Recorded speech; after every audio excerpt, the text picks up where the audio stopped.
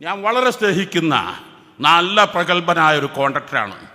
അദ്ദേഹമാണ് മലപ്പുറം പരിസരത്ത് ധാരാളം വീടുകൾ കോൺട്രാക്ട് എല്ലാ തൊട്ടൊക്കെ പൊന്നാക്കുന്ന എങ്ങനെയായിരുന്നു.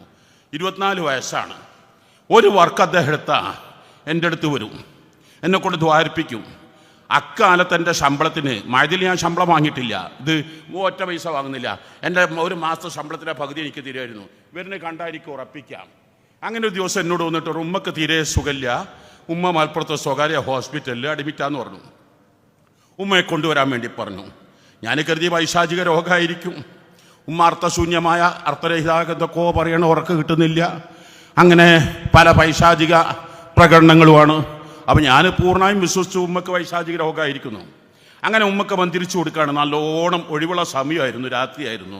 ഒരു അരമണിക്കൂറോളം ഞാൻ മന്ത്രിക്കുകയാണ്. മന്ത്രിക്കുമ്പോൾ ഉമ്മ എൻ്റെ മന്ത്രം കണ്ട് ഉമ്മ മനസ്സാക്കി പറഞ്ഞു. മലപ്പുറം ശൈലി പറഞ്ഞാൽ, പൊന്നാര തങ്ങൾ പാപ്പാ, എനിക്ക് ഒരസുഖമില്ല, എൻ്റെ മോനൊന്നിനെ ഉമ്മാന്നൊന്ന് വിളിച്ചാൽ മതി, ഞാൻ കൊടുത്തൊരു ഗ്ലാസ് വെള്ളം കുടിച്ചാൽ മതി, എൻ്റെ അസുഖം പൂർണ്ണമായി മാറും. ഒന്നെൻ്റെ മകൻ എന്ത് വിളിച്ചാൽ മതി?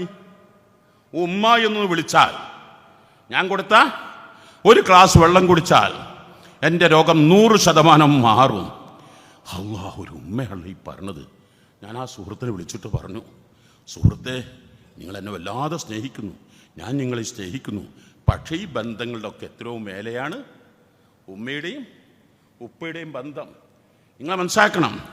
ബിറിയിൽ കാണാ, നിങ്ങൾ രൂപ നിങ്ങളെ ഫ്രണ്ടിന് കൊടുത്താൽ അതിന് 10 രൂപയായിരിക്കും, 10 ഇരട്ടിയായിരിക്കും കൂലി. ആ കൊടുക്കുന്ന ശാരീരിക മാനസിക വൈകല്യമുള്ളവർക്ക് കൊടുത്താൽ അതിന് കൂലി 90 രൂപയായിരിക്കും.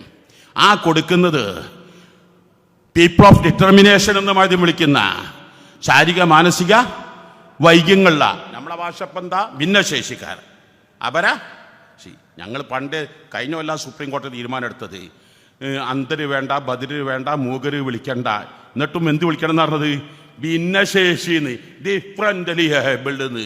അപ്പോഴും അവരൊന്ന് കൊച്ചാക്കണം.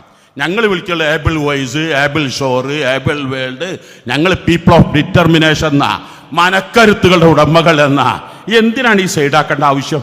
അവർക്ക് കൊടുത്താൽ 900 കൂലി, എന്നാൽ ഉപ്പക്കും ഉമ്മക്കും നിങ്ങൾ കൊടുത്താൽ 1,00,000 കൂലി.